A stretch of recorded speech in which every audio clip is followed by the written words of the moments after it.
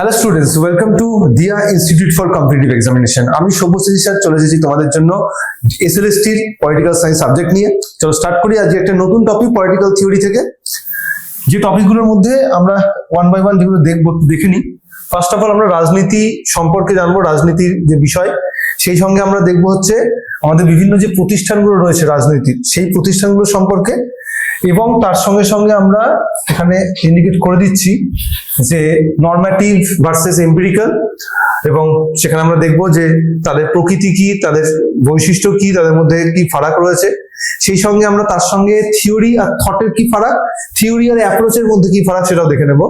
সেই সঙ্গে আমরা জানবো রাজনীতি এবং রাজনৈতিক শব্দের অর্থগুলো, রাজনীতি হিসেবে ক্ষমতার সিদ্ধান্ত গ্রহণ এবং সংঘাত নিরসন, এবং রাজনৈতিক শাসন ব্যবস্থা প্রতিষ্ঠান মতাদর্শ সম্পর্কিত বিষয়, এবং সর্বশেষ রাজনৈতিক ব্যবস্থা। এগুলো সবই হচ্ছে আমাদের গ্রুপ এ থেকে বিলং করে, দেখতেই পাচ্ছ। গ্রুপের টপিক এগুলো, অনেকগুলো টপিক আমাদের কমপ্লিট হয়ে গেছে। আমরা একটা নতুন টপিক আজকে স্টার্ট করছি।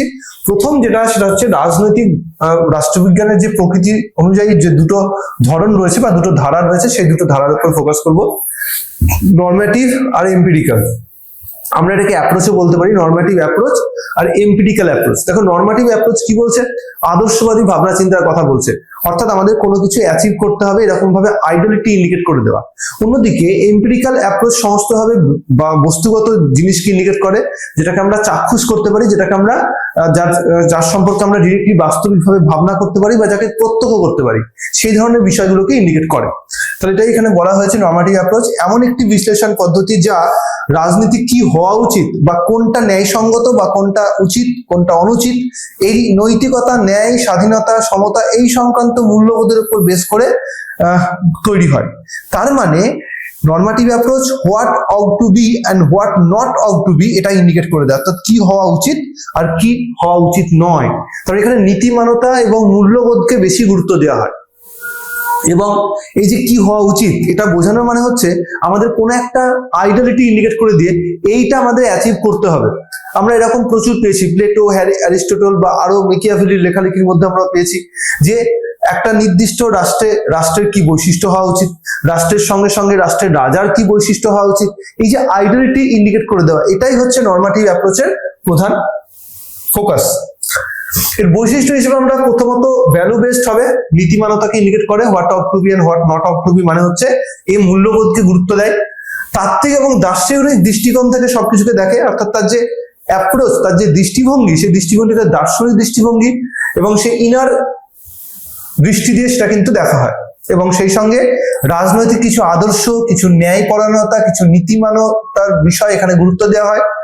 আলোচনা ভিত্তিক এবং যুক্তিবাদী এবং আদর্শমূলক হয়ে থাকে। এখানে উদাহরণ হিসেবে আমরা প্লেটোর আইডিয়াল স্টেটের কথা বলতে পারি, বা জন রলসের আমরা থিওরি অফ জাস্টিসের কথা বলতে পারি, আমরা রুশোর জেনারেল হুইল কিংবা সমাজতান্ত্রিক আদর্শ, উদারতন্ত্র বা নারীবাদের কথা বলতে পারি। এগুলো সবই কিন্তু নির্দিষ্ট ঘরানার কিছু নির্দিষ্ট রাজনৈতিক মতাদর্শকে ইন্ডিকেট করে বা নির্দিষ্ট রাজনৈতিক বৈশিষ্ট্যকে ইন্ডিকেট করে, যেটার আইডিয়ালিটি কেউ একটা দেখিয়ে দিয়েছে যে এরকম হলে বেটার, তো সেটাকে অ্যাচিভ করতে যাওয়াই হচ্ছে নরম্যাটিভ অ্যাপ্রোচের প্রধান ফোকাস। এর ব্যবহার আমরা কোথায় দেখতে পাবো, বিশেষত নীতি নির্ধারণ এবং ন্যায় বিচার বিশ্লেষণ এস্টাবলিশ করার ক্ষেত্রে আমরা দেখতে পাবো। যখনই কোনো একটা রাষ্ট্রের মধ্যে কোনো নীতি নির্ধারণ করা হয়, পলিসি মেকিং করা হয়, সেখানে আমাদের এইগুলোর গুরুত্ব রয়েছে নরম্যাটিভ অ্যাপ্রোচের। এবং সেই সঙ্গে আমরা যখন কোনো একটা দেশে জাস্টিস দেওয়ার কথা ভাবি, যে আমার দেশের মধ্যে জাস্টিস এস্টাবলিশ করতে হবে, তখন কিন্তু অবশ্যই আমরা এই নৈতিকতার দ্বারা পরিচালিত হই বা নরম্যাটিভ অ্যাপ্রোচের দ্বারা পরিচালিত হই। এক্ষেত্রে একটা অন্য দিকটা যেটা রয়েছে দ্বিতীয়, সেটা হচ্ছে এম্পিরিক্যাল অ্যাপ্রোচ, পর্যবেক্ষণমূলক পন্থা। অর্থাৎ এখানে আমরা বাস্তবতার ভিত্তিতে কোনো কিছুকে নির্দিষ্ট করতে পারি, অর্থাৎ আমরা যেটাকে প্রত্যক্ষ করছি, যেটা থেকে আমরা এক্সপিরিয়েন্স নিতে পারি, সেরকম বিষয়কে ইন্ডিকেট করা হয়। দেখতেই পাচ্ছ এখানে একটা বাটির মধ্যে জল গরম করতে দেওয়া হয়েছে। তো এখানে এটা বলা হয় না যে জলের স্ফুটনাঙ্ক হচ্ছে কত ডিগ্রি সেলসিয়াস, এটা বলা হয় না, বরং একদম একটা বাটি নিয়ে সেটাকে গরম করা হলো জলটাকে নিয়ে, এবং সেই জলটা নির্দিষ্ট সময় পরে স্ফুটনাঙ্ক যখন অবস্থায় পৌঁছলো সেটা ফুটতে শুরু করলো। সো এইভাবে প্রত্যক্ষ করে কি ঘটছে সেখান থেকে এক্সপিরিয়েন্স নিয়ে, তার থেকে অভিজ্ঞতা লাভ করে, তার উপর বেস করে এখানে কিন্তু যাবতীয় সিদ্ধান্ত নেওয়া হয়। এখানে কি আগে হবে সেটাকে আগে থেকে ফিক্স করে রাখা হয় না। তো তাই বলা হচ্ছে যে হোয়াট ইজ, কি ঘটছে তার উপর পর্যবেক্ষণ করে এখানে কিন্তু যাবতীয় চিন্তা ভাবনা করা হয়, পরিসংখ্যান, তথ্য, বাস্তব ঘটনা, এগুলোকে এখানে অত্যন্ত গুরুত্ব দিয়ে দেখা হয়। নেক্সট আমরা চলে আসবো এর বৈশিষ্ট্য, অর্থাৎ এম্পিরিক্যাল অ্যাপ্রোচের বৈশিষ্ট্য। প্রথমত তথ্য ভিত্তিক হবে, ফ্যাক্ট বেসড, যেটা নর্মাটিভে আমরা কি পেয়েছিলাম, ভ্যালু বেসড, এখানে কিন্তু ফ্যাক্ট বেসড। পরীক্ষণযোগ্য, যেটাকে হাতে নাতে পরীক্ষা করা যায় ল্যাবরেটরিতে। পরিসংখ্যান নির্ভর, অবশ্যই ডেটার উপর বেস করে সবকিছু সিদ্ধান্ত গ্রহণ করা হয়। এবং রাজনৈতিক বাস্তব আচরণ নিয়ে এখানে আলোচনা করা হয়, বিজ্ঞানসম্মত ওয়েতে পর্যবেক্ষণমূলক ভাবে এবং ডেটা স্ট্যাটিস্টিক এগুলোকে ইউজ করার মধ্য দিয়ে কিন্তু এখানে প্রত্যেকটা রাজনৈতিক সিদ্ধান্তকে নেওয়া হচ্ছে থাকে। তাহলে এইভাবে আমরা দেখতে পাবো যে প্রত্যেকটা ক্ষেত্রেই আমরা যেমন ভোটের আচরণ, ভোটাররা কিভাবে আচরণ করছে, আমরা অনেক সময় দেখি না যে ভোটের পরে ভোট ফেরত সমীক্ষা করা হয়। এই ভোট ফেরত সমীক্ষাটা পুরোটাই কিন্তু এম্পিরিক্যাল অ্যাপ্রোচের উপর বেস করে হয়ে থাকে। এছাড়াও ভোটের আচরণ ছাড়াও রাজনৈতিক অংশগ্রহণের পরিসংখ্যান, নির্বাচন এবং দলীয় রাজনীতির তথ্য বিশ্লেষণ, এগুলো সবই কিন্তু আমাদের এরকম ভাবে পরিসংখ্যান নির্ভর পদ্ধতির মধ্য দিয়ে তৈরি হয়ে থাকে। তাহলে আরো একবার আমরা দেখে নিই যে এম্পিরিক্যাল অ্যাপ্রোচের ক্ষেত্রে আমাদের তাহলে এই বৈশিষ্ট্যগুলো গুরুত্বপূর্ণ। এবং এখানে অন্যতম রাষ্ট্রবিজ্ঞানী হচ্ছেন পলিটিক্যাল সিস্টেম অ্যানালিসিসের গ্যাব্রিয়েল অ্যালমন্ড এবং ডেভিড ইস্টার্ন ইনপুট আউটপুট মডেলের যিনি প্রতিষ্ঠাতা। এক্ষেত্রে ব্যবহার হিসেবে আমরা দেখতে পাবো এই এম্পিরিক্যাল অ্যাপ্রোচকে পলিটিক্যাল বিহেভিয়ারের ক্ষেত্রে, পাবলিক ওপিনিয়নের ক্ষেত্রে, পলিসি মেকিং এর ক্ষেত্রে বা পলিসি অ্যানালিসিসের ক্ষেত্রে ইউজ করা হয়। উদাহরণস্বরূপ কোনো একটি রাষ্ট্রের সরকার কোনো একটি নতুন পলিসি ইমপ্লিমেন্ট করবে, যেমন ধরো কোনো হয়তো কোনো গভর্নমেন্ট কোনো সাবসিডি দিতে চাইছে, যে সাবসিডি দেওয়ার আগে গভর্নমেন্ট দেখে নেবে যে এই সাবসিডি দিলে কত মানুষের সুবিধা হবে। বা সরকার কোনো চ্যারিটি করতে চাইছে, তা সরকার যে চ্যারিটি করবে, চ্যারিটিতে জনগণের ফিডব্যাক কি, জনগণ কি আদপে এরকম কোনো চ্যারিটি নিতে চায়, সেটাকে অ্যানালিসিস করবে। অ্যানালিসিস করে যদি বুঝতে পারে যে হ্যাঁ মাস পিপলের এই ধরনের বিভিন্ন ভাতা পেলেই মাস পিপল বেশি খুশি, তাহলে কিন্তু সরকার সেই পলিসি মেকিং করবে। আর যদি দেখে যে না মাস পিপল ভাতার থেকে তারা বেশি করে এমপ্লয়মেন্ট চায়, কর্মসংস্থান চায়, সরকারি বেসরকারি বিভিন্ন উদ্যোগগুলো চায়, তো সেক্ষেত্রে তাহলে সরকারের পলিসি মেকিং কিন্তু সেই রকম হবে। তো এভাবে কিন্তু কোনো একটি সরকারের পক্ষে কোনো পলিসি মেকিং এর ক্ষেত্রে এই যে এম্পিরিক্যাল অ্যাপ্রোচটাকে ব্যবহার করা হয়। এবং এইভাবে কিন্তু পরিসংখ্যান, ডেটা, স্ট্যাটিস্টিক্স এর উপর বেস করেই সরকার কোন একটা পলিসি ইমপ্লিমেন্ট করে। এখানে আমরা এই দু ধরনের অ্যাপ্রোচের মধ্যে একটুখানি ব্যাখ্যা করে নিই বা তুল্যমূল্য বিচার করে নিই, তাহলে বিষয়টা আরেকটু সহজ হবে আমাদের পক্ষে। প্রথমত নরমেটিভ অ্যাপ্রোচ হচ্ছে কি হওয়া উচিত সেটার উপর জোর দেয়, অর্থাৎ কি উচিত কি হওয়া উচিত নয় এটার উপর জোর দেয়। অন্যদিকে আমরা দেখতে পাবো যে এম্পিরিক্যাল অ্যাপ্রোচের ক্ষেত্রে কি ঘটছে বাস্তবে সেটার উপর জোর দেওয়া হয়। তাহলে একটা কি হওয়া উচিত সেটার উপর ফোকাস করে, আর একটা কি এই মুহূর্তে কি চলছে সেটার উপর ফোকাস করে। অন্যদিকে এই নরমেটিভ অ্যাপ্রোচের ভিত্তি হচ্ছে নীতিমানতা, মূল্যবোধ, আদর্শ, এগুলো কি করা ঠিক হবে কি করা ঠিক হবে না, কোনটা করা উচিত কোনটা করা উচিত নয়, এই ধরনের বিষয়কে এখানে বেশি গুরুত্ব দেওয়া হয়। অন্যদিকে এম্পিরিক্যাল অ্যাপ্রোচে আমরা তথ্য, পর্যবেক্ষণ এবং বাস্তব নিদর্শন বা বাস্তব উদাহরণকে বেশি গুরুত্ব দেখব। অন্যদিকে নরমেটিভ অ্যাপ্রোচ আদর্শ ভিত্তিক বা আদর্শবাদী হয়ে থাকে, অন্যদিকে এম্পিরিক্যাল অ্যাপ্রোচ পুরোপুরি বাস্তববাদী দৃষ্টিভঙ্গির উপর বেস করে তৈরি। এখানে দেখবো নরমেটিভ অ্যাপ্রোচ যেহেতু আদর্শবাদী, তাই এখানে কিন্তু অনেক সময় যুক্তির প্রয়োগ করা হয়, যুক্তি দিয়ে করা হয়, লজিক, যেরকম আমরা জানি দর্শনের লজিক ইউজ করা হয়, তো সেই লজিক কিন্তু এখানেও ব্যবহার করা হয়। এম্পিরিক্যাল অ্যাপ্রোচের ক্ষেত্রে কিন্তু বৈজ্ঞানিক এবং বিশ্লেষণমূলক ভাবনা চিন্তা বা বৈজ্ঞানিক এবং বিশ্লেষণমূলক পদ্ধতিকে প্রয়োগ করা হয়, যাতে সহজেই ডেটা, স্ট্যাটিস্টিক্স এবং এর মাধ্যমে পর্যবেক্ষণের মধ্য দিয়ে প্রকৃত বিষয়টাকে ফাইন্ড আউট করা যায়। অন্যদিকে প্রায়োগিক দিক থেকে আমরা দেখব এখানে ন্যায়, সমতা, স্বাধীনতার মতো বিষয়গুলোর ক্ষেত্রে নরমেটিভ অ্যাপ্রোচের আমরা ব্যবহার দেখব। অন্যদিকে ভোটারদের আচরণ বা নীতিগুলোকে ইমপ্লিমেন্ট করার ক্ষেত্রে সেটাকে অ্যানালিসিস করা, এগুলোর ক্ষেত্রে আমরা দেখতে পাবো এম্পিরিক্যাল অ্যাপ্রোচকে ব্যবহার করা হয়। অন্যদিকে চিন্তাবিদদের মধ্যে প্লেটো, রোয়ালস, রুশো এরা হচ্ছেন অন্যতম রাষ্ট্রনীতি চিন্তাবিদ, যারা এই নরমেটিভ অ্যাপ্রোচকে ফলো করেছেন বা নরমেটিভ অ্যাপ্রোচকে অনুসরণ করেছেন, অন্যতম প্রবক্তা। অন্যদিকে এম্পিরিক্যাল অ্যাপ্রোচের প্রবক্তা হচ্ছেন ডেভিড ইস্টার্ন, অ্যালমন্ড, রবার্ট ডাল এরা। সো এই হচ্ছে আমাদের টোটাল নরমেটিভ এবং এম্পিরিক্যাল অ্যাপ্রোচের মধ্যে তুল্যমূল্য ডিফারেন্স। নেক্সট আমরা চলে আসবো পরের পোর্শনে। একটা প্রশ্ন এখানে দেওয়া আছে, কি বলছে, which of the following is an example of normative politic analysis. দেখো এখানে voter behaviour, policy impact, evaluation, theory of justice আর ইলেকশন রেজাল্টস অ্যানালিসিস। তাহলে এর মধ্যে কোনটি হচ্ছে নরমেটিভ পলিটিক্যাল অ্যানালিসিসের এক্সাম্পল বলতে পারো? তো উদাহরণ ফর নরমেটিভ বলতে আমাদের একটু আগে যেটা আমরা দেখছিলাম যে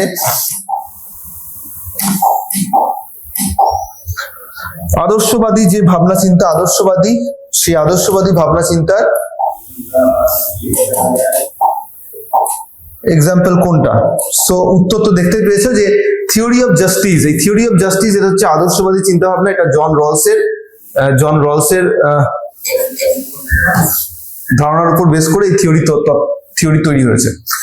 চলে আসবো নেক্সট, দ্বিতীয় প্রশ্ন, empirical political science focused on, অর্থাৎ পর্যবেক্ষণমূলক রাষ্ট্রবিজ্ঞান কিসের উপর ফোকাস করে? Ideas, values, facts and behaviour আর moral judgements. Obviously ideas, values এগুলো সব হচ্ছে আদর্শবাদী তত্ত্বের মধ্যে পড়ে।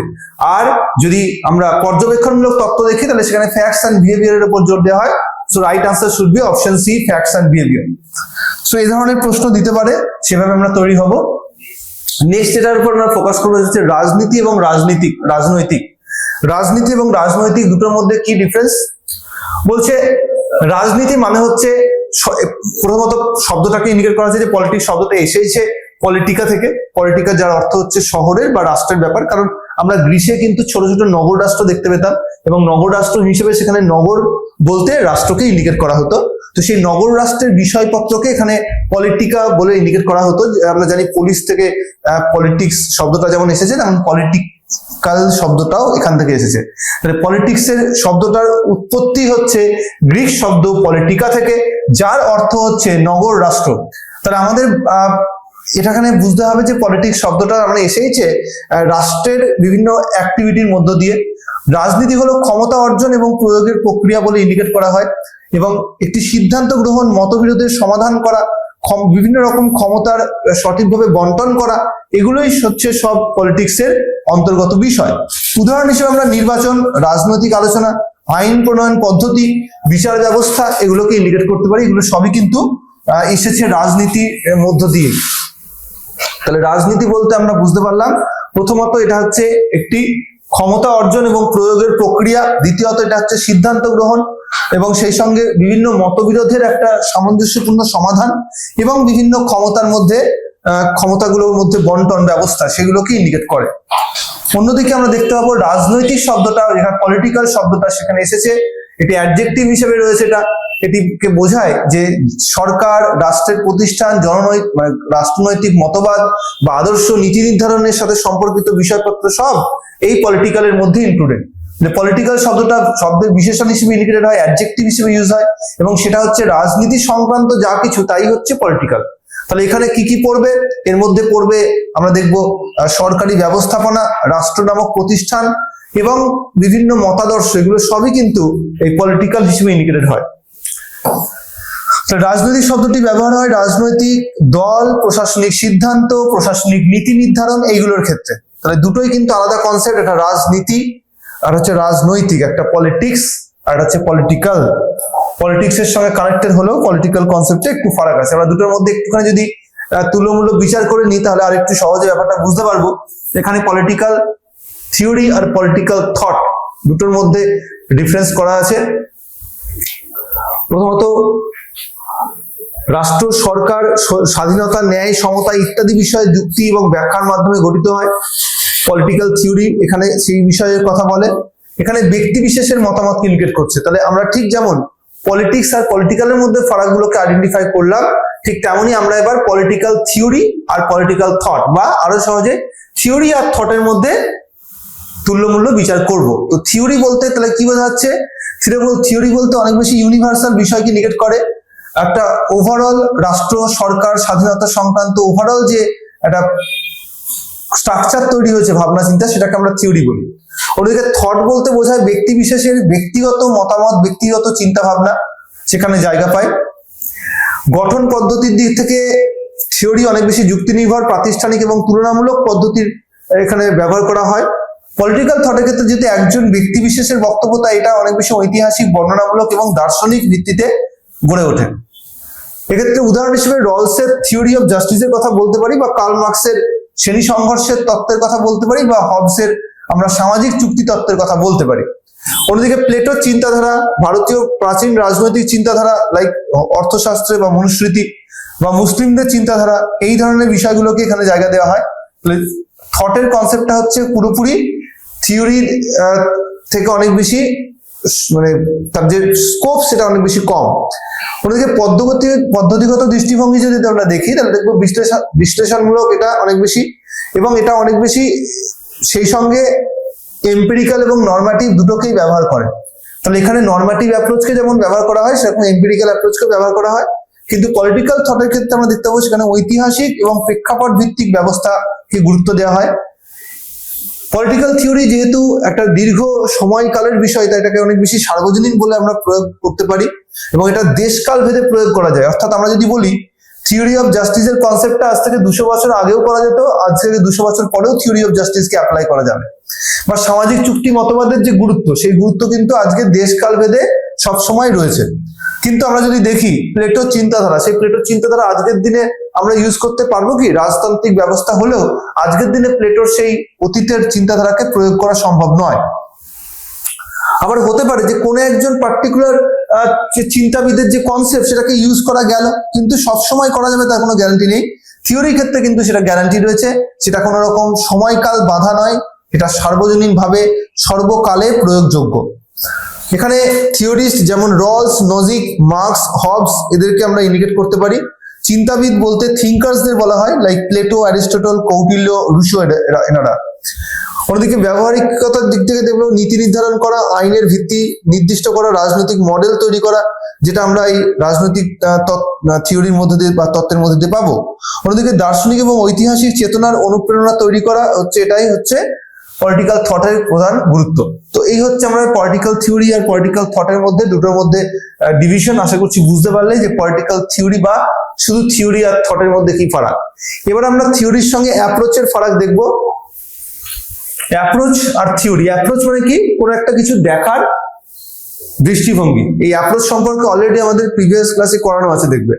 সেই অ্যাপ্রোচের কনসেপ্টটার সঙ্গে থিওরির কনসেপ্টের কোথায় মিল আছে অমিল আছে।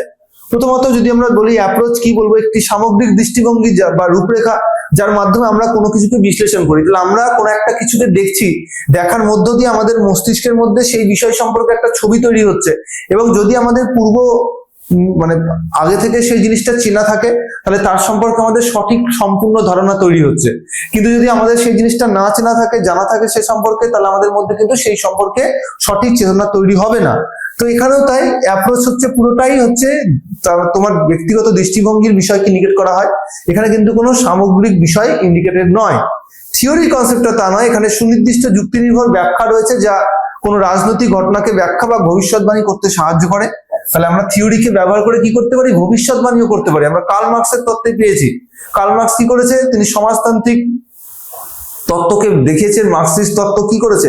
আমাদের সমাজের যে পরিবর্তনের ধারা, অর্থাৎ কিভাবে আদিম সাম্যবাদী সমাজ ব্যবস্থা থেকে দাস সমাজ ব্যবস্থা, সামন্ততান্ত্রিক সমাজ ব্যবস্থা, তারপরে পুঁজিবাদী সমাজ ব্যবস্থা, এবং তারপরে কালক্রমে সেই পুঁজিবাদী সমাজ ব্যবস্থার বিরুদ্ধে আন্দোলন, রেভলিউশন, এবং তার সেই বিপ্লবের মধ্য দিয়ে নতুন সমাজ ব্যবস্থার সৃষ্টি।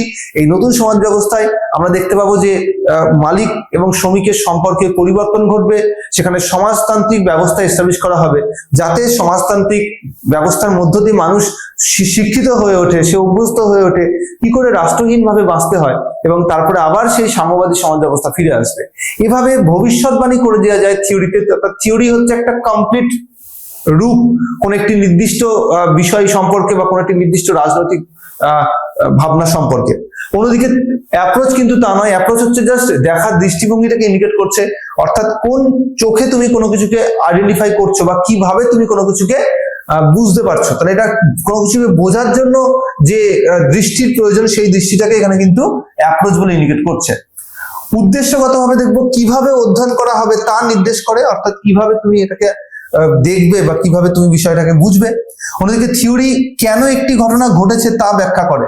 তাহলে থিওরি আমাদের কেন একটা জিনিস ঘটছে সেটা যেমন ব্যাখ্যা করে, ইন ফিউচার এটাকে আরো বেটার করার জন্য কি দরকার সেটারও কিন্তু দিক নির্দেশ করতে পারে। বৈশিষ্ট্যের দিক থেকে এটি দৃষ্টিভঙ্গি বা বিশ্লেষণ পদ্ধতিকে ফলো করে, এবং অন্যদিকে এখানে বিশ্লেষণ, ভবিষ্যৎবাণী, ব্যাখ্যা সবকিছুর একটা সামগ্রিক পর্যালোচনা হয়। এখানে নরমাটিভ, এম্পিরিক্যাল, বিহেভিয়ারাল, মার্কসিস্ট বিভিন্ন রকমের অ্যাপ্রোচের আমরা প্রয়োগ দেখতে পাবো। একইভাবে socialist conduct theory, class theory বা প্লুরালিস্টিক থিওরি, এগুলো হচ্ছে নির্দিষ্ট ঘরানার থিওরি, যার মধ্যে অনেক এরকম অ্যাপ্রোচ বা অনেক এরকম যারা বিভিন্ন দৃষ্টিভঙ্গির লোকজন রয়েছে বা চিন্তাধারা যারা লোকজন রয়েছে তারা তাদের নির্দিষ্ট ফিল্ডের কাজকর্ম করে। তার মানে আমরা যদি ব্যাপারটাকে একটু ইজি করে নিই, ধরো আমরা নির্দিষ্ট একটা গ্লাস অফ ওয়াটারের মধ্যে ওয়াটার রয়েছে এবং সেটাকে কেউ একজন নিরীক্ষণ করছে, তো এটা তিনি যেভাবে দেখছেন আরেকজন সেভাবে নাও দেখতে পারে। তাহলে এরকম জিনিস যারা দেখছেন, হয়তো আমি 10 জনকে নিয়ে পরীক্ষা করলাম, তাদের দেখলাম 4 জন এভাবে দেখছে, আর বাকি 6 জন এইভাবে দেখছে, অন্য একটা অ্যাঙ্গেল থেকে দেখছে বা অন্য ভাবে থেকে দেখছে। তো এখানে যে দুজনের মধ্যে যে দৃষ্টিভঙ্গিগত যে ফারাক আমরা দেখতে পেলাম, এই দৃষ্টিভঙ্গিগত ফারাকটাকে কিন্তু এখানে ইন্ডিকেট করা হয়। তাহলে এরা একটা আলাদা অ্যাপ্রোচের গ্রুপ তৈরি হলো, এর একটা আলাদা অ্যাপ্রোচের গ্রুপ হলো। এভাবে কিন্তু আমরা দেখব বিভিন্ন দৃষ্টিভঙ্গির মধ্যে আলাদা আলাদা মতাবলম্বীদের একটা গ্রুপ তৈরি হয়ে যায় এবং তখন তার উপর বেস করে একটা নির্দিষ্ট ঘরানার দৃষ্টিভঙ্গি তৈরি হয়। যেমন আমরা এখানে দেখতে পাচ্ছি নরম্যাটিভ অ্যাপ্রোচ। তাহলে নরম্যাটিভ অ্যাপ্রোচ, যারা যারা নরম্যাটিভ ওয়েতে কোনো কিছুকে দেখে, যাদের দৃষ্টিভঙ্গি নরম্যাটিভ, তারা সবাই নরম্যাটিভ অ্যাপ্রোচের মধ্যেকার রাষ্ট্রবিজ্ঞানী। একইভাবে যারা এম্পিরিক্যাল অ্যাপ্রোচকে ফলো করে, তারা সবাই এম্পিরিক্যাল অ্যাপ্রোচ কেই সাপোর্ট করে। ঠিক একইভাবে বিহেভিয়ারাল, একইভাবে মার্কসিস্ট, এগুলো সব নির্দিষ্ট ঘরানার কিছু অ্যাপ্রোচ, যে ঘরানার মধ্যে যারা সেই অ্যাপ্রোচটাকে ফলো করছে তারাই সবাই সেই নির্দিষ্ট রাষ্ট্রবিজ্ঞানী ঘরানার মধ্যে ইনক্লুডেড হয়। অন্যদিকে পলিটিক্যাল থিওরির ক্ষেত্রে এখানে কোনো রাষ্ট্রবিজ্ঞানীদের গ্রুপ নয়, বরং এখানে নির্দিষ্ট একটা ধারণার গ্রুপ, অর্থাৎ আমাদের রাষ্ট্র কি করে তৈরি হয়েছিল। তাহলে এইভাবে তৈরি হচ্ছে অরিজিন অফ স্টেটের theory of origin of state. তাহলে এটা হচ্ছে আমাদের সমাজ, আমাদের রাষ্ট্র ব্যবস্থার একটা নির্দিষ্ট ধারণা, তার উপর প্রেক্ষিতে। এইবার এই যে অরিজিন অফ স্টেট, এর উপরে হবস কথা বলেছেন, লক কথা বলেছেন, রুশো কথা বলেছেন। এরা সবাই আবার কি, এরা হচ্ছে সবাই কি করে সোশ্যাল কন্ট্রাক্টের মাধ্যমে রাষ্ট্র ফর্মেশন হচ্ছে সেটা নিয়ে ডিসকাস করেছেন। আবার কেউ কেউ রয়েছেন যারা ডিভাইন থিওরিকে সাপোর্ট করেছেন, আবার কেউ কেউ রয়েছেন যারা মার্কসিস্ট, যে বিবর্তনের মধ্য দিয়ে আমাদের সমাজ ব্যবস্থার পরিবর্তন ঘটেছে এবং রাষ্ট্র ব্যবস্থার সৃষ্টি হয়েছে সেটা নিয়ে ইন্ডিকেট করেছেন। তাহলে এইভাবে আমরা থিওরিস্টদের মধ্যে নির্দিষ্ট আলোচনা পাই, নির্দিষ্ট রাজনৈতিক ভাবনা চিন্তার, এবং তার উপর বেস করে নির্দিষ্ট একটা গ্রুপ অফ রাষ্ট্রবিজ্ঞানীদের আমরা ইন্ডিকেট করতে পারি। চলে আসবো ব্যাখ্যা। আমরা যদি সহজে ইন্ডিকেট করি, অ্যাপ্রোচ মানে কিভাবে বিষয়টি বিশ্লেষণ করব সেটার সম্পর্কে আইডিয়া দেয়। অন্যদিকে থিওরি বলতে কেন বিষয়টি এমন ঘটেছে বা ঘটবে তার সম্পর্কে ধারণা প্রদান করে। তো এই হচ্ছে আমাদের থিওরি, থট এবং অ্যাপ্রোচ এবং থিওরির মধ্যে ফারাক। এখান থেকে একটা প্রশ্ন দেখে নিই আমরা, হচ্ছে which of the following explains how to study political phenomena. তাহলে কি করে পলিটিক্যাল হাউ কিভাবে হয়, এটা কি নিয়ে কথা বলে, এটা অ্যাপ্রোচ বলে, যে কিভাবে দেখবে বা কিভাবে কোনো কিছুটা বুঝবে।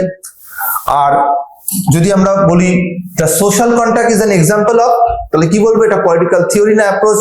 তো অবশ্যই এটা একটা পলিটিক্যাল থিওরি। সোশ্যাল কন্ট্রাক্ট হতে আর গ্রুপ অফ কনসেপ্টের একটা কমপ্লিট রূপ, যেটাকে আমরা সোশ্যাল কন্ট্রাক্ট থিওরি বলে ইন্ডিকেট করছি। আরেকটি প্রশ্ন, which of the following is an example of normative political analysis? Voter behaviour, policy impact evaluation, theory of justice, election results analysis. তো theory of justice is the right answer. Theory of justice হচ্ছে political analysis কে indicate করে, যেটা নরম্যাটিভ approach, ওকে, যেটা হচ্ছে আদর্শবাদী চিন্তা ভাবনার দ্বারা প্রভাবিত। এমপিরিক্যাল পলিটিক্যাল সায়েন্স ফোকাস অন, অবশ্যই ফ্যাক্টস এন্ড বিহেভিয়ার। একটু আগে আমরা এই কোশ্চেনটা দেখেছিলাম, এখানে ফ্যাক্টস এন্ড বিহেভিয়ারের উপর বেশি গুরুত্ব দেওয়া হয়। Which of the following deals with the historical and philosophical understanding of the political ideas? ঐতিহাসিক এবং দার্শনিক বোধগম্যতা প্রদান করে কোন ধরনের তত্ত্ব বা কোন ধরনের পলিটিক্যাল ধারণা? হচ্ছে পলিটিক্যাল থট। সে হিস্টোরিক্যাল এন্ড ফিলোসফিক্যাল ওয়েকে ফলো করে, এটা হচ্ছে তার মানে ইন্ডিকেট করছে এমপিরিক্যাল অ্যাপ্রোচকে। এটা হচ্ছে পলিটিক্যাল থট, যেটা হচ্ছে হিস্টোরিক্যাল এন্ড ফিলোসফিক্যাল এ করছে, এটা হচ্ছে নরম্যাটিভ অ্যাপ্রোচ ইন্ডিকেট করছে। নরম্যাটিভ মানে হচ্ছে আদর্শবাদী ভাবনা চিন্তাকে সাপোর্ট করছে। নেক্সট চলে আসবো আমরা, a systematic explanation of political values like justice, liberty and equality is called. So justice, value, liberty, equality এগুলো সব হচ্ছে নির্দিষ্ট ঘরানার রাজনৈতিক ভাবনা, এবং এই লিবার্টির উপর অনেক রাষ্ট্রবিজ্ঞানী ভাবনা চিন্তা দিয়েছেন। প্লেটো থেকে শুরু করে, অ্যারিস্টটল থেকে শুরু করে, মেকিয়াভেলি থেকে শুরু করে, হবস, লক, রুশো এবং রিসেন্ট দিনের জন রস থেকে শুরু করে সবাই। তাহলে এই লিবার্টির কনসেপ্টটা হচ্ছে একটা পলিটিক্যাল ধারণা, যার উপর বেস করে 100 জন পরে রাষ্ট্রবিজ্ঞানী বক্তব্য দিয়েছেন। তাই এটা হচ্ছে নির্দিষ্ট একটি থিওরির গ্রুপকে ইন্ডিকেট করে। একইভাবে জাস্টিসও তাই, একইভাবে ইকুয়ালিটির কনসেপ্টও তাই, এগুলো সব পলিটিক্যাল থিওরিকে ইন্ডিকেট করে। এইবার এই যদি জিজ্ঞেস করতো এই লিবার্টির ওপর পার্টিকুলার এই নির্দিষ্ট দৃষ্টিভঙ্গি কারা ইউজ করেছেন, তখন আমরা বলতে পারতাম যে এটা নির্দিষ্ট দৃষ্টিভঙ্গি, তার মানে এটা অ্যাপ্রোচকে ইন্ডিকেট করে।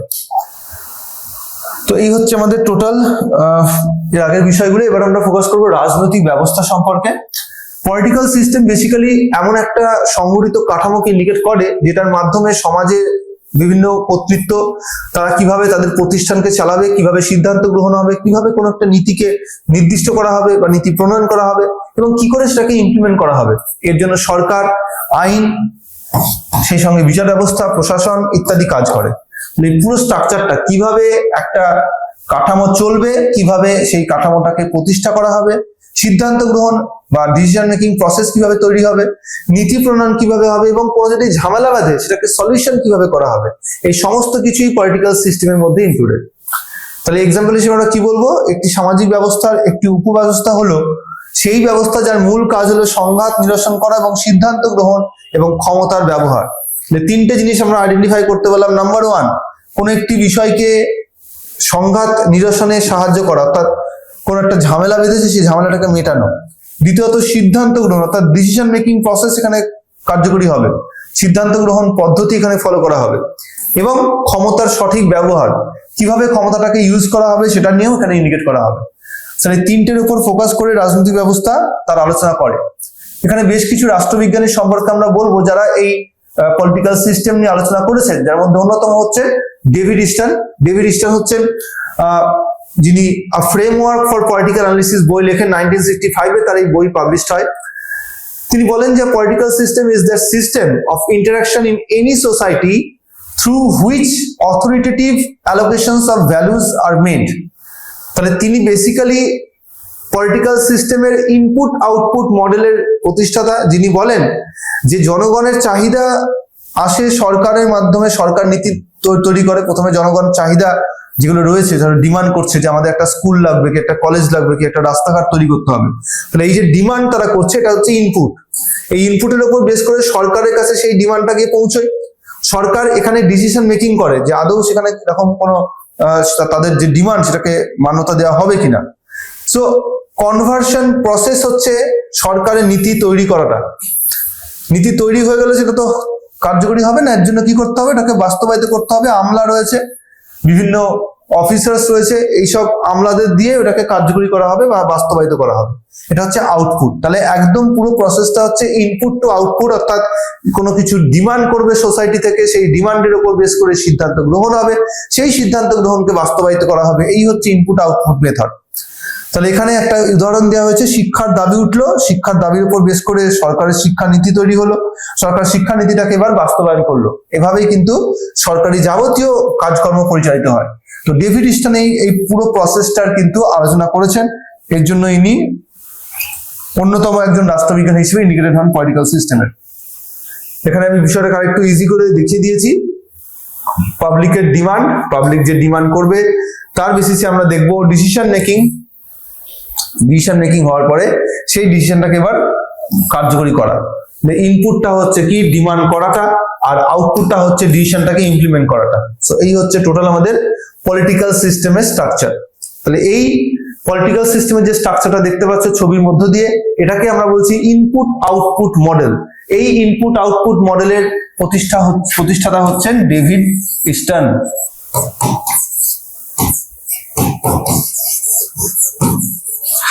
ওকে, আশা করছি এটা বুঝতে পারলে ইনপুট আউটপুট মেথড। নেক্সট আমরা চলে আসবো পরের স্লাইডে, যেখানে গ্যাব্রিয়েল অ্যালমন্ড এবং সিডনি ভার্বা, দুজনের ছবি দেখতে পাচ্ছ, গ্যাব্রিয়েল অ্যালমন্ড এবং সিডনি ভার্বা। সো ইনারা একইভাবে রাজনৈতিক ব্যবস্থা বা পলিটিক্যাল সিস্টেম নিয়ে আলোচনা করেছেন। তাদের বিখ্যাত বই হচ্ছে সিভিক কালচার এবং ফাংশনাল অ্যাপ্রোচ নিয়ে তারা বেসিক্যালি ডিসকাস করেছেন। রাজনৈতিক ব্যবস্থার কাজ তিনটি স্তরে ভাগ করেছেন তারা: ইনপুট ফাংশন, রাজনৈতিক সামাজিকীকরণ, আগ্রহ প্রকাশ এবং মত প্রকাশ। তাহলে প্রথমত পুরো স্ট্রাকচারটা হচ্ছে ইনপুট ফাংশন ফার্স্ট, সেটার মধ্যে কি কি আছে, রাজনৈতিক সামাজিকীকরণ এবং আগ্রহ প্রকাশ কোনো বিষয় এবং সেটার উপর মত প্রকাশ করা। আউটপুট ফাংশন কি, নিয়ম প্রণয়ন, নিয়ম নীতি প্রণয়ন করা, প্রয়োগ করা, ওটাকে শুধু প্রণয়ন নয় এটাকে বাস্তবায়িত করা এবং বিচার বিচার সরকার সংক্রান্ত কাজকর্ম, অর্থাৎ সেই সংক্রান্ত কোনো জাস্টিফাই করে দেওয়া বা সেটাকে কোনো সমস্যা সৃষ্টি হলে সেটা মীমাংসা করা। উদাহরণ হিসেবে জনগণ পরিবেশ দূষণ নিয়ে চিন্তিত, তাই সরকার আইন তৈরি করে, পরিবেশ দূষণ বিরোধী আইন বা পরিবেশ দূষণ নিরসন আইন, এবং পরিবেশ আইনের প্রয়োগ করা হয় যেটা হচ্ছে প্রশাসনিক ক্ষেত্র দিয়ে। তাহলে এই পুরো সিস্টেমটাকে আমরা বলছি ফাংশনাল অ্যাপ্রোচ। ফাংশনাল অ্যাপ্রোচ কি করে একটা পুরো কার্যাবলী চলবে বা কিভাবে একটা কার্যাবলীকে ইমপ্লিমেন্ট করা হবে সেই সংক্রান্ত আলোচনা হচ্ছে এই গ্যাব্রিয়েল অ্যালমন্ড এবং সিডনি ফার্বার তত্ত্বের মধ্য দিয়ে প্রকাশিত হয়, যেখানে বলা হয়েছে জনগণ পরিবেশ দূষণের বিষয়ে চিন্তিত, তাই সরকার কি করছে, তার সরকার একটা আইন তৈরি করছে, যে আইনটা হচ্ছে পরিবেশ দূষণ নিরসন করা সংক্রান্ত আইন। এই আইনের প্রেক্ষিতে আমরা দেখবো পরিবেশ সেই সংক্রান্ত সেই আইনকে বাস্তবায়িত করা হচ্ছে। So this is the enter functional approach বা ফাংশনাল স্ট্রাকচার। নেক্সট আমরা চলে আসবো ট্যালকট পার্সনস, অত্যন্ত গুরুত্বপূর্ণ একজন রাষ্ট্রবিজ্ঞানী, যিনি সোশ্যাল সিস্টেম বই লেখেন 1951 সালে। তার তত্ত্ব হচ্ছে সোশ্যাল সিস্টেমের অংশ হিসেবে পলিটিক্যাল সিস্টেমের স্থান নির্ধারণ করা। এখানে আমরা দেখব তিনি বলেন যে রাজনৈতিক ব্যবস্থা হচ্ছে সমাজের এক ধরনের ইনস্টিটিউশনাল মেকানিজম, যা আদর্শগত দিক দিয়ে সমাজের একতা বজায় রাখতে সাহায্য করে। ফার্স্ট অফ অল তিনি কি বলছেন, রাজনৈতিক ব্যবস্থাকে তিনি বলছেন সমাজের এক ধরনের ইনস্টিটিউশনাল মেকানিজম। অবশ্যই রাজনৈতিক ব্যবস্থা মানে আমরা তো সেটাই দেখলাম একটু আগে, কি দেখলাম, রাজনৈতিক ব্যবস্থা মানে আমরা দেখলাম যে এটা একটা সিস্টেমকে ইন্ডিকেট করে। এই যে রাজনৈতিক ব্যবস্থা বলতে এমন একটি সংগঠিত কাঠামোকে বলে। সংগঠিত কাঠামো মানে তো একটা সিস্টেম, যে সিস্টেমের মধ্যে একটা প্রসেস চলছে, যে প্রসেসের মধ্য দিয়ে বিভিন্ন উপকারিতা দেখতে পাওয়া যায়, যেমন সংঘাত নিরসন করা, সিদ্ধান্ত গ্রহণ করা, ক্ষমতা ব্যবহার করা নির্দিষ্ট ক্ষেত্রে। তো সেই জন্য এটাকে একটা রাজনৈতিক ব্যবস্থা বলে উল্লেখ করা হচ্ছে। আর কি সেই সঙ্গে এই ইনস্টিটিউশনাল মেকানিজম আদর্শগত দিক দিয়ে সমাজের একতা বজায় রাখে। আদর্শ কি? এর আদর্শ হচ্ছে সমাজের ইউনিটিকে ঠিক রাখা। A system must meet 4 functional prerequisites: adaptation, goal attainment, integration, and latency for its survival. এই বিখ্যাত স্টেটমেন্ট দিয়েছেন ট্যালকট পার্সনস বা সোশ্যাল সিস্টেম বইয়ের মধ্যে তিনি এটা লিখেছেন। তাহলে a system must meet 4 function, 4টে function আছে। কি? Prerequisites: number 1 adaptation, goal attainment, integration, and latency. ব্যাপারটা একটু ইজি করে পড়ে নিই আমরা। এটা এখন আমরা বলি AGIL মডেল। ট্যালকট পার্সন হচ্ছেন এই AGIL মডেলের প্রতিষ্ঠাতা, একজন বিখ্যাত মার্কিন সমাজবিজ্ঞানী। 1951 সালে তার বিখ্যাত গ্রন্থ সোশ্যাল সিস্টেমে AGIL মডেলকে উপস্থাপন করেন। এটি একটি কাঠামোগত কার্যকরী মডেল, স্ট্রাকচারাল ফাংশনাল মডেল, যা ব্যাখ্যা করে কোন 4টি প্রধান কাজ একটি সামাজিক ব্যবস্থা বা রাজনৈতিক ব্যবস্থাকে টিকে থাকার জন্য সম্পাদন করতে হয়। তাহলে সামাজিক ব্যবস্থা হোক বা রাজনৈতিক ব্যবস্থা হোক, মডেল কিন্তু একটাই, এবং এই মডেলটাকেই ফলো করে কিন্তু সেই কাজগুলো করা সম্ভব। এটাকেই বলা হচ্ছে কাঠামোগত কার্যকরী মডেল বা কাঠামোগত কার্যকরী মডেল। কি আছে AGIL এর মধ্যে দেখে নি। প্রথমে বলছে অ্যাডাপ্টেশন, অভিযোজন। একটা দেশের মানুষের অর্থনৈতিক বিষয়কে দেখার জন্য দেশের অর্থনৈতিক ব্যবস্থাকে জনকল্যাণকামী হতে হবে, সেখানে পাবলিক প্রাইভেট দুটো সেক্টরকে গুরুত্ব দেওয়া হবে। এগুলো সব অ্যাডাপ্টেশন টার্মের মধ্য দিয়ে ইন্ডিকেটেড হয়। গোল অ্যাটেইনমেন্ট, লক্ষ্য অর্জন, এটা রাজনৈতিক ব্যবস্থাকে ইন্ডিকেট করছে, যে রাজনৈতিক ব্যবস্থার মধ্যে আইন, শাসন, বিচার সবকিছু করছে। 3 নম্বর ইন্টিগ্রেশন, এটার মানে হচ্ছে সংহতি এবং একতা। এই সংহতি এবং একতা বেসিক্যালি আইনি ও সামাজিক নিয়মকে ইন্ডিকেট করে, অর্থাৎ আইন, কানুন, ধর্ম, এইসব বিষয়কে ইন্ডিকেট করা হয়। আর ল্যাটেন্সি বা প্যাটার্ন মেনটেনেন্স, এটা সংস্কৃতি এবং মান রক্ষা করার ইন্ডিকেশন, যা পরিবার, শিক্ষা, ধর্ম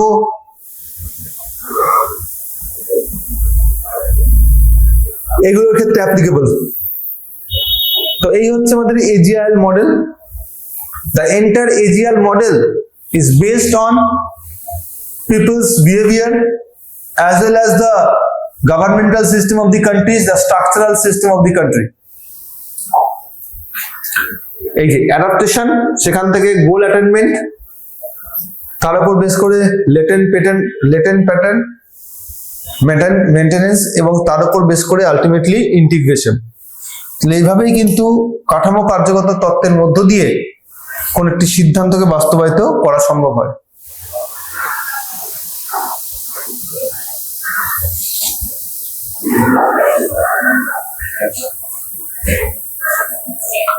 দেশে মিক্সড ইকোনমি ইন্ট্রোডিউস করতে হবে, মিশ্র অর্থনীতি ইন্ট্রোডিউস করতে হবে। এই মিশ্র অর্থনীতি সিদ্ধান্ত কে নেবে? রাজনৈতিক ব্যবস্থার মধ্য দিয়ে সেই সিদ্ধান্ত তৈরি হবে, পার্লামেন্টে সেই সংক্রান্ত আইন তৈরি হবে, মন্ত্রিসভার মাধ্যমে সেই সংক্রান্ত সিদ্ধান্ত হবে, এবং তারপরে সেটাকে আইনি প্রক্রিয়ার মাধ্যমে বাস্তবায়িত করা হবে। আইনি প্রক্রিয়া করার সময় লয়ের যে বেসিক প্রিন্সিপাল রয়েছে সেগুলোকে ফলো করতে হবে, এবং তারপরে কি হবে, এই পুরো বিষয়টার উপর বেস করে ইন্টিগ্রেশন হবে, সংহতি এবং একতা তৈরি হবে, যেখানে আইন এবং সামাজিক দিকগুলো লক্ষ্য রাখা হবে। আর সর্বশেষে ল্যাটেন্সি প্যাটার্ন বলতে পরিবার, শিক্ষা, ধর্ম এগুলোর প্রতি মান রক্ষা করা, বেসিক মান, এবং সেই সঙ্গে সংস্কৃতি রক্ষা করা। এই হচ্ছে আমাদের AGIL model of Talcott Parsons।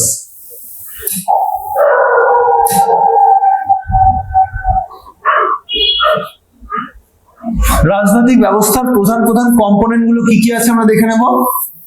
প্রত্যেকটা ব্যাখ্যা করতে হবে। যেমন প্রথমে আছে সরকার, গভর্নমেন্ট, সিদ্ধান্ত গ্রহণকারী মূল সংস্থা বা মূল প্রতিষ্ঠান। এই প্রতিষ্ঠান কিরকম হবে বা বিভিন্ন রকমের হয়ে থাকে সেটা ডিপেন্ড করবে কি রিকোয়ারমেন্ট রয়েছে কান্ট্রিতে, সেই রিকোয়ারমেন্টের উপর। দ্বিতীয়ত আছে সংবিধান, নিয়ম ও কাঠামো নির্ধারণকারী দলিল হিসেবে ইন্ডিকেটেড হয়। মূল দলিল বা মূল রুলস রেগুলেশনের সেট বলা যেতে পারে। আর রাজনৈতিক দল বেসিক্যালি মত এবং নেতৃত্ব প্রদানকারী সংগঠনকে ইন্ডিকেট করা হয়। অর্থাৎ বিভিন্ন রাজনৈতিক দল তারা প্রকৃত সিদ্ধান্ত গ্রহণ করে। এন্ড নাগরিকদের ডিফারেন্স কি আছে, যারা এই ব্যবস্থার সঙ্গে প্রত্যক্ষ বা পরোক্ষভাবে যুক্ত, তারা নাগরিক বলে ইন্ডিকেটেড হয়। প্রশাসন এবং বিচার বিভাগ, অ্যাডমিনিস্ট্রেটিভ জুডিশিয়ারি সিদ্ধান্ত কার্যকরী করে এবং আইনের ব্যাখ্যা দিয়ে আইনের কোন রকম পরিবর্তনের প্রয়োজন হলে সে পরিবর্তনের রেকমেন্ড করে দেয়। এইভাবে আমরা রাজনৈতিক ব্যবস্থার প্রধান উপাদানগুলোকে আইডেন্টিফাই করতে পারি। আরেকবার আমরা দেখে নিই। নাম্বার 1 সরকার, নাম্বার 2 সংবিধান, নাম্বার 3 রাজনৈতিক দল, আর নাম্বার 4 নাগরিক। এই হচ্ছে আমাদের রাজনৈতিক ব্যবস্থার প্রধান প্রধান উপাদানগুলি। এরপরে আমরা আইডেন্টিফাই করব রাজনৈতিক ব্যবস্থার বৈশিষ্ট্য।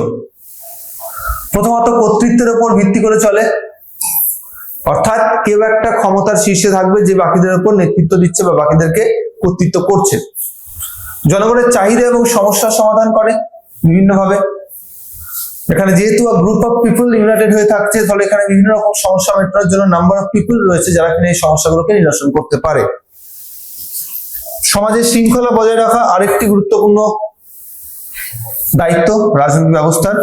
সমাজে যাতে বিশৃঙ্খল পরিস্থিতি না তৈরি হয়। আইন এবং সংবিধানের অধীনে কাজ করে, সবসময় আইন মেনে চলে এবং সংবিধানের মধ্যে থেকে কাজ করে।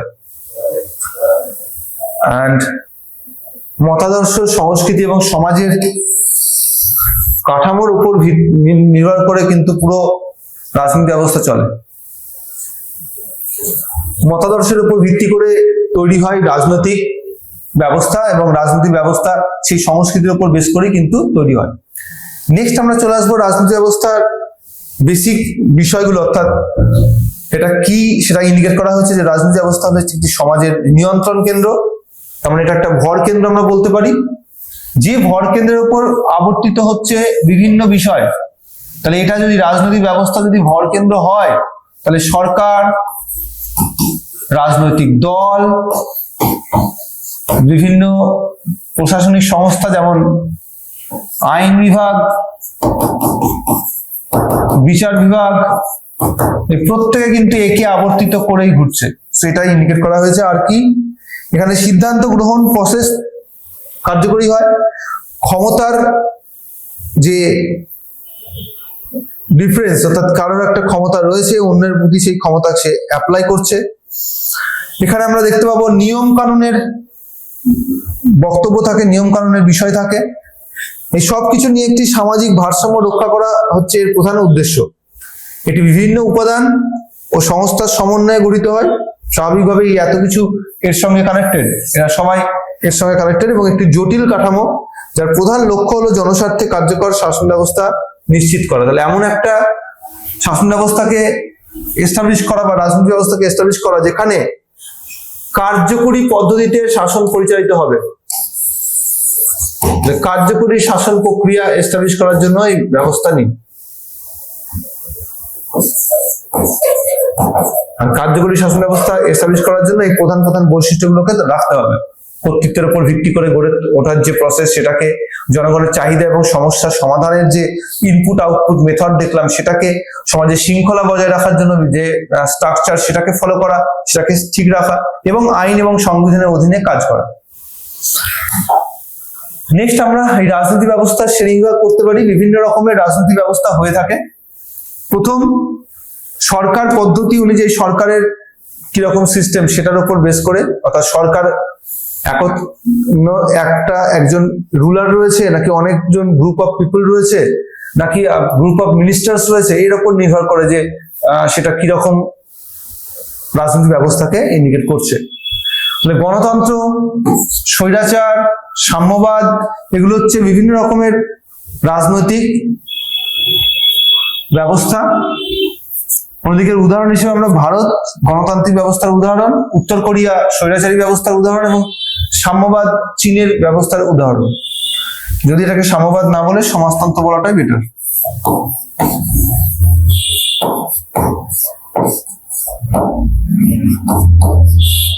নেক্সট, ক্ষমতার বন্টন, অর্থাৎ ক্ষমতাকে কিভাবে ডিভাইড করা হবে, ইউনাইটেডলি করা হবে নাকি সেটাকে বিভিন্ন জনের মধ্যে ডিসেন্ট্রালাইজ করে দেওয়া হবে। তাহলে সেন্ট্রালাইজড হবে না ডিসেন্ট্রালাইজড হবে, সেটারও সিদ্ধান্ত কিন্তু এর মাধ্যমে করা সম্ভব হয়। যেখানে আমরা দেখবো যুক্তরাজ্য, মানে যুক্তরাষ্ট্র দেশ, সেখানে আমরা কি দেখতে পাবো, অনেকগুলো স্টেট থাকে এবং একটা কেন্দ্র থাকে। আবার তার এক্সাম্পল হিসেবে আমাদের ভারতবর্ষকে ইন্ডিকেট করা যায়। আবার এককেন্দ্রিক বলতে আমাদের এমন একটা সিস্টেমকে বোঝানো হয় যেখানে একটাই সেন্ট্রাল গভর্নমেন্ট রয়েছে, কোনো আঞ্চলিক সরকার নেই। ব্যাপারটাকে আরেকটু বেটার করে বোঝার জন্য আমরা একটা স্লাইড নিই, তাহলে বুঝতে পারবো। এককেন্দ্রিক ব্যবস্থা কি বলছে,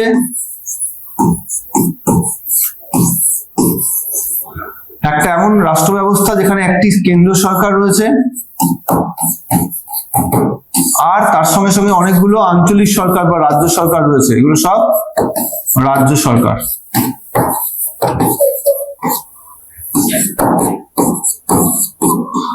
এরকম করে অনেক রাজ্য সরকার রয়েছে।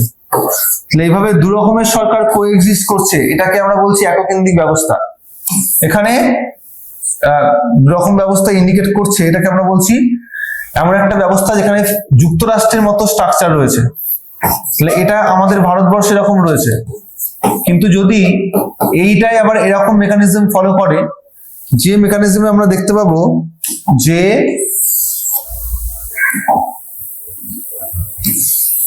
একটাই সেন্ট্রাল গভর্নমেন্ট রয়েছে, মানে কেন্দ্র সরকার রয়েছে, কিন্তু অন্য কোনো রাজ্য সরকার নেই।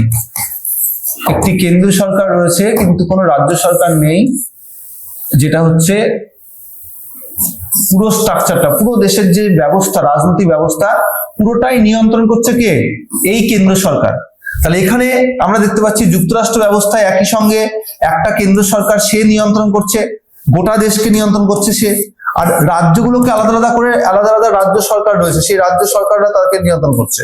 এইভাবে আলাদা আলাদা ভাবে রাজ্যকে এবং একটা সঙ্গে গোটা কেন্দ্রকে আর একটা কেন্দ্র সরকারের দ্বারা নিয়ন্ত্রণ, অর্থাৎ দু ধরনের সরকারি ব্যবস্থা একটাই রাষ্ট্রের মধ্যে এক্সিস্ট থাকা, এটাকে আমরা যুক্তরাষ্ট্র বলে ইন্ডিকেট করছি। যেটা আমাদের ভারতবর্ষ আমরা দেখতে পাই।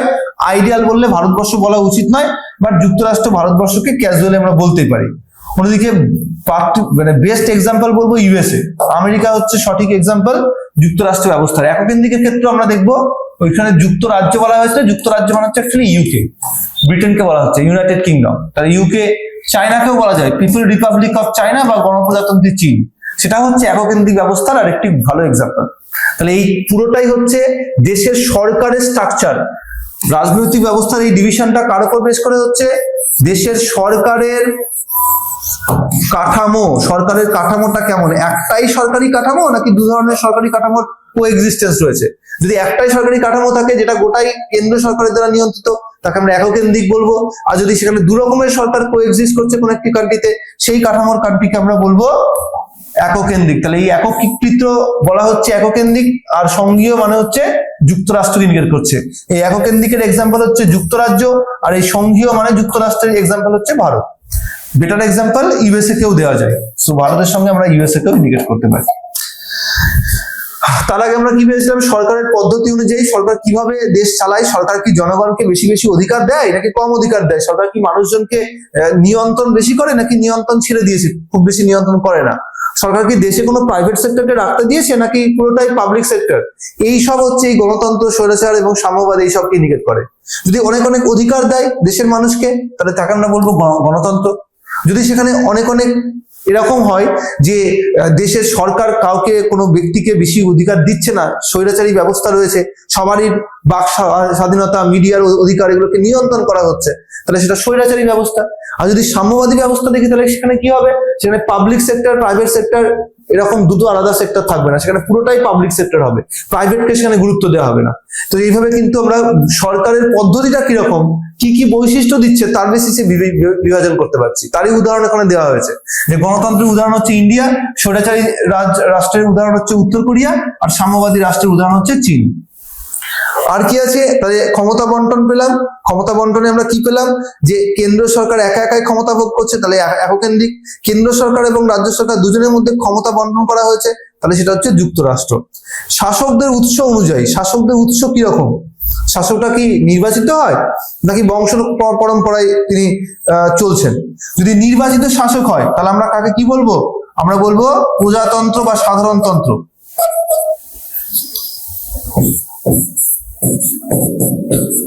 আর যদি বংশানুক্রমিক হয় তাহলে আমরা বলবো রাজতন্ত্র।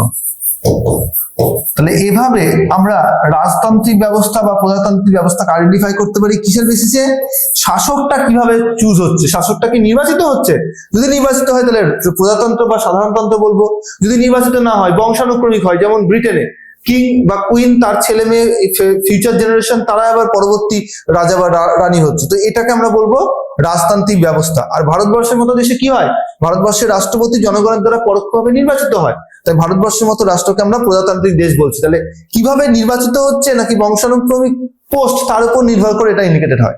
উদাহরণ হিসেবে দেখতে পাচ্ছ যুক্তরাষ্ট্র, মানে এখানে যুক্তরাষ্ট্র বলতে প্রজাতান্ত্রিক দেশকে বলা হচ্ছে, মানে ইউএসএ কে বলা হচ্ছে, যুক্তরাষ্ট্র বলতে ইউএসএ, আমেরিকা যুক্তরাষ্ট্র। আর সৌদি আরব এটা হচ্ছে রাজতান্ত্রিক ব্যবস্থার উদাহরণ, আমরা এখানে ইউকে কেও লিখতে পারি, ইউকে, সৌদি আরব এগুলো হচ্ছে সব রাজতান্ত্রিক ব্যবস্থাকে সাপোর্ট করে। নেক্সট হচ্ছে তাত্ত্বিক দৃষ্টিভঙ্গি। এই যে বিভিন্ন রাজনৈতিক ব্যবস্থার শ্রেণীবিভাজন আমরা করলাম, তাতে তাত্ত্বিক দৃষ্টিভঙ্গির থ্রু দিয়ে আমরা কি ইন্ডিকেট করতে পারি, ইনপুট আউটপুট মেথড আমরা একটু আগে পড়লাম ডেভিড স্টোনের, সেখানে পাবলিকের যে চাহিদা হবে সেই চাহিদাটাই হচ্ছে ইনপুট, সেই চাহিদার উপর বেস করে সরকার সিদ্ধান্ত গ্রহণ করবে এবং সেটাকে বাস্তবায়িত করবে, বাস্তবায়িত করাটা হচ্ছে আউটপুট। তো এটা হচ্ছে কি ইনপুট আউটপুটটা কি, এটা হচ্ছে নীতি নির্ধারণের প্রক্রিয়া। সরকার যে নীতি নির্ধারণ করবে কিসের বেসিসে করবে, পাবলিকের চাহিদা থাকবে, সেই চাহিদার উপর বেস করে সরকার নীতি নির্ধারণ করবে, আর তারপরে সে নীতি নির্ধারণ করে কি করবে, রেখে দেবে না, ওটাকে এবারে ইমপ্লিমেন্ট করবে। এই পুরো প্রসেসটাকে বলছে ইনপুট আর আউটপুট। ইনপুট হচ্ছে ওই যে ডিমান্ডটা শুরু হলো ওখান থেকে ইনপুট, আর এন্ডিং এ গিয়ে ওটাকে ইমপ্লিমেন্ট করা হচ্ছে আউটপুট। তো এই হচ্ছে আমাদের রাজনীতি ব্যবস্থার শ্রেণীবিভাজন। তাহলে এইভাবে আমরা কিন্তু রাজনৈতিক ব্যবস্থার পুরো স্ট্রাকচারটা বুঝে নিলাম। এরপরে আমরা যেটা করবো সেটা হচ্ছে আবার একটা চার্ট করে দেওয়া আছে। প্রথমত কর্তৃত্বমূলক সিদ্ধান্ত এবং মান নিয়ন্ত্রণ ব্যবস্থা ইন্ডিকেট করা হচ্ছে, এটা ডেভিড ইস্টনের তত্ত্বের মধ্যে আমরা পাই, গ্যাব্রিয়েল অ্যালমন্ডের পাই, সিডনি ভার্বা, ট্যালকট পার্সন্স, এদের প্রত্যেকের তত্ত্বের আলোচনার মধ্যে আমরা এই দুই ধরনের যে পদ্ধতি রয়েছে, তো কর্তৃত্বমূলক সিদ্ধান্ত গ্রহণ এবং মান নির্ধারণ ব্যবস্থা, তাকে ইন্ডিকেট করতে পারি। বিখ্যাত বই এক্ষেত্রে ফ্রেমওয়ার্ক ফর পলিটিক্যাল অ্যানালিসিস বা সিভিক কালচার, এগুলো হচ্ছে বিখ্যাত বই। উদাহরণ হিসেবে আমরা শিক্ষা, পরিবেশ, স্বাস্থ্য নিয়ে সরকারি নীতিমালাকে ইন্ডিকেট করতে পারি, অর্থাৎ সরকার শিক্ষা সংক্রান্ত কোনো নীতি তৈরি করলো, পরিবেশ সংক্রান্ত কোনো নীতি তৈরি করলো, স্বাস্থ্য সংক্রান্ত কোনো নীতি তৈরি করলো। এখন নীতি এমনি এমনি তো তৈরি করে না, তাহলে কিছু একটা হয়েছে। শিক্ষা সংক্রান্ত মানুষের ডিমান্ড এসেছে, কি ডিমান্ড এসেছে? যে আমাদের প্রাইমারি শিক্ষা সেটাকে ফ্রি করে দেওয়া হোক।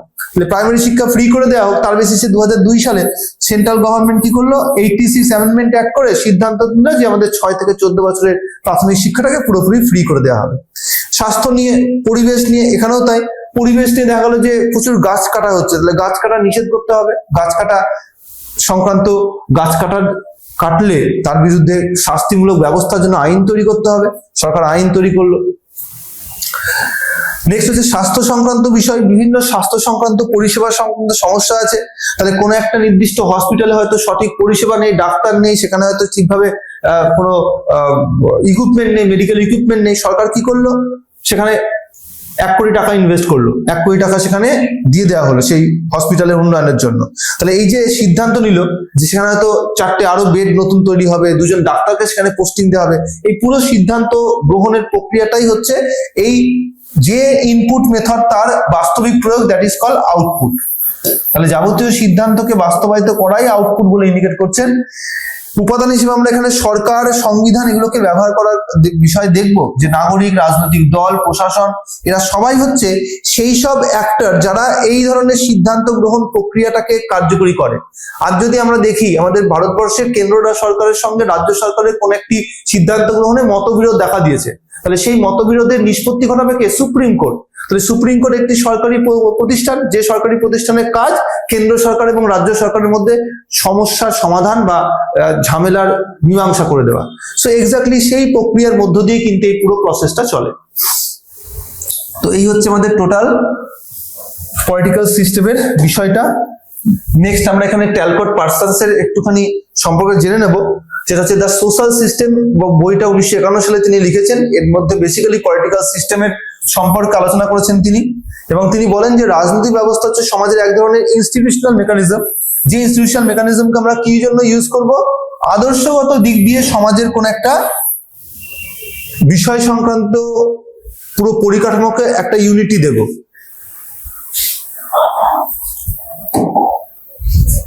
আচ্ছা, এখানে কয়েকটা প্রশ্ন আছে, ইউপি পোস্ট গ্রাজুয়েট টিচিং এর পরীক্ষার প্রশ্ন 2019 সালের।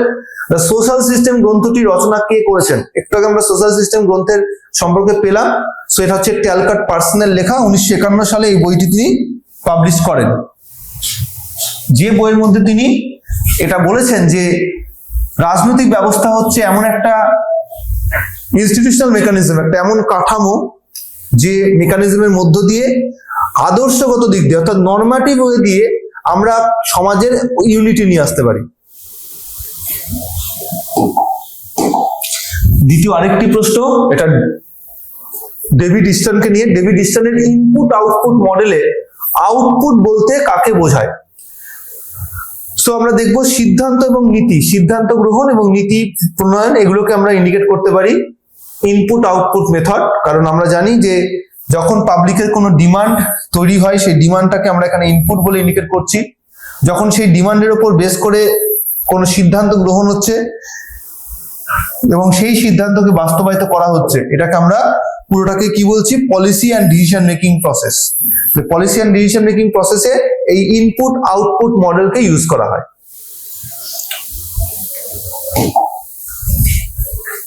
সো যে পয়েন্টগুলো এই আজকের এই টপিকের মধ্যে আমাদের মনে রাখতেই হবে, ওয়ান বাই ওয়ান আমরা দেখে নিই। ফার্স্ট অফ অল, রাজনীতি হলো ক্ষমতার বন্টন এবং সিদ্ধান্ত গ্রহণের প্রক্রিয়া। আমরা একটু আগে পড়েছি রাজনীতি এবং রাজনৈতিক, এই দুটোর মধ্যে টার্মগত ফারাক। দ্বিতীয়ত, রাজনৈতিক অর্থ, শাসন এবং নীতির সঙ্গে সম্পর্কিত। প্রত্যেকটা ক্ষেত্রে আমরা দেখব দেশের শাসন ব্যবস্থা, দেশের নীতি নির্ধারণ, নীতি প্রণয়ন, তার সঙ্গে যুক্ত রাজনৈতিক বিষয়গুলো। তার মানে রাজনৈতিক হচ্ছে একটা অ্যাডজেক্টিভ যেটা রাজনীতি সংক্রান্ত বিষয়গুলোকে আইডেন্টিফাই করে দেয়।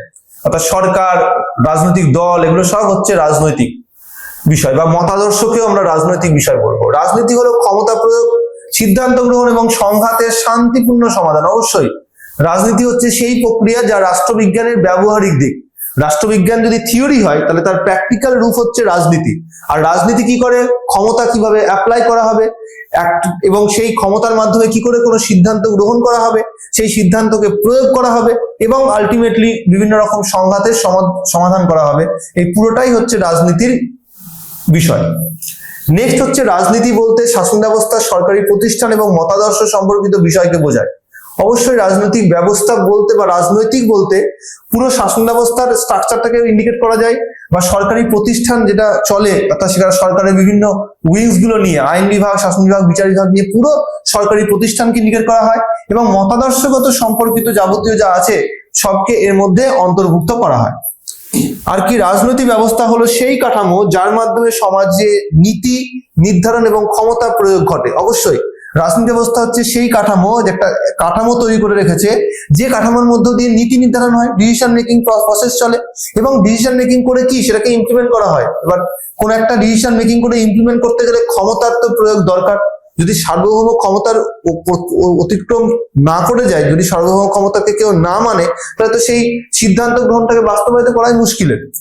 তারপরে হচ্ছে রাজনৈতিক বিষয়গুলি শাসন ব্যবস্থা, সরকারি প্রতিষ্ঠান এবং মতাদর্শের কার্যকারিতার সঙ্গে জড়িত। স্বাভাবিকভাবে এই প্রত্যেকটা বিষয় আমরা একটু আগে দেখছিলাম যে কিভাবে এখানে প্রত্যেকটা শাসন ব্যবস্থার সিদ্ধান্ত গ্রহণ প্রক্রিয়াতে জনগণের সঙ্গে সঙ্গে প্রশাসনিক নিয়ন্ত্রণ এবং প্রশাসনিক সম্পর্ক তৈরি হয়। তো এই পুরো স্ট্রাকচারটাকে জন্য আমরা ইন্ডিকেট করতে পারি রাজনৈতিক বিষয় বলে, এবং সেখানে কিন্তু প্রতিষ্ঠান থেকে শুরু করে মতাদর্শের সংক্রান্ত বিষয় সবকিছু এর মধ্যে ইনক্লুডেড হবে। তো এই হচ্ছে টোটাল আমাদের আজকের বিষয়। তো গ্রুপ এর এই আজকের পলিটিক্যাল থিওরি এবং থটের পোর্শনটা আমরা কমপ্লিট করলাম। খুব ভালোভাবে স্টাডি করো। একটু জটিল পদ্ধতি আমি চেষ্টা করেছি খুব সহজ উদাহরণের মধ্যে দিয়ে বিষয়টাকে বুঝিয়ে দিতে। নেক্সট ক্লাসে আবার একটা নতুন পলিটিক্যাল থিওরি টপিক নিয়ে চলে আসবো। সবাই ভালো থেকো, পড়াশোনা করো, সঙ্গে থেকো।